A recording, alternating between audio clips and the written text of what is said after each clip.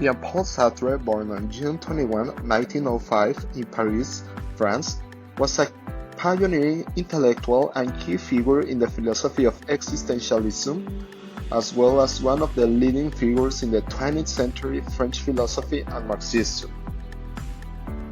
He wrote a number of books, including the highly influential Being and Nothingness, and was awarded the Nobel Prize in 1964, though he turned it down. He had a relationship with noted intellectual Simone de Beauvoir. Existentialism is a philosophy that emphasizes individual existence, freedom, and choice. It is the view that humans define their own meaning in life and try to make rational decisions despite existing in an irrational universe.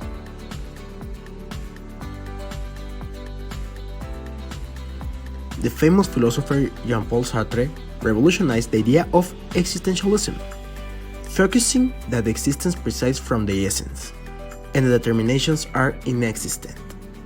He denies the idea that the human nature or any concept of belief with a God determines the man as an individual, but the man is like he wants to be.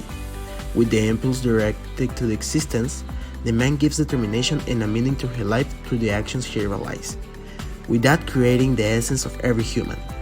Because nobody has designed the human that could conceive the determinations of everyone and impose what is correct and incorrect. Jean-Paul explains this with the example in which if a builder is going to build a house, first he makes it the house in her mind, figuring the essence of her future work. And with that, every human can learn from the actions of others, freeing us, and that being our essence. We are never done. Man is condemned to be free. Why? From the moment we arrive in the world and we are independent beings in terms of decision making, even as you grow, you are granted more freedoms by increasing awareness. We always have the opportunity to make our decisions, but nevertheless a decision and an act always brings consequences. And saying that you do not want to do something is already a decision and will be reflected in one way or another. So having the ability to decide leads to an ending that can be both good and bad. As you get older, you have the opportunity to make more important decisions, and you are always free to do what you want, taking into account there may be penalties. When you are a child, you make simple decisions like what you are going to play or what you are going to eat, which are momentary. However, when you are an adult, your decisions go hand in hand with the future that awaits you, as choosing your career or your wife.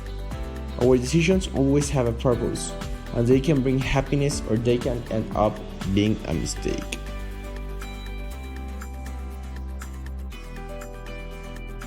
We can always decide whether or not we want to do something, but we must face the consequences that result from what we really want to do. Human freedom carries great responsibility. However, it is often easier to justify that we are not free to do something by blaming someone else, rather than taking responsibility. Sartre called this acting in bad faith.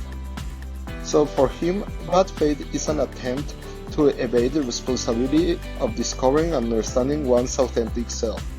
Bad faith is thereby an attempt to escape the freedom that Sartre believed is an inherent feature of our lives. One example of bad faith that Sartre gives is that of a waiter who does his best to conform to everything that a waiter should be. For Sartre, the waiter's exaggerated behavior is evidence that he is play-acting at being a waiter, an automaton whose essence is to be a waiter. However, in order to play-act at being a waiter, the waiter must at some level be aware that he is not in fact a waiter, but a conscious human being who is deceiving himself that he is a waiter. One of Jean-Paul's most famous and important contributions to philosophers all around the world was the idea that human beings are condemned to be free. In summary, it explains how we have the freedom to make choices and act according to our beliefs with no restraint, and how that can also be disadvantageous because we are unable to blame or support our decisions with something else to save ourselves from the consequences these actions can have. I believe that this philosophy is not 100% accurate. There is some truth to that idea that we are condemned and free to make our decisions, but not always given the choice to do so, and being free to make our own decisions can also be beneficial. When we have the choice to make decisions, we are creating our future based on what we want it to look like or what we desire. We have the decision to do good or to do bad things, and that is no disadvantage. It is a good thing that we can decide to be the people we want to be.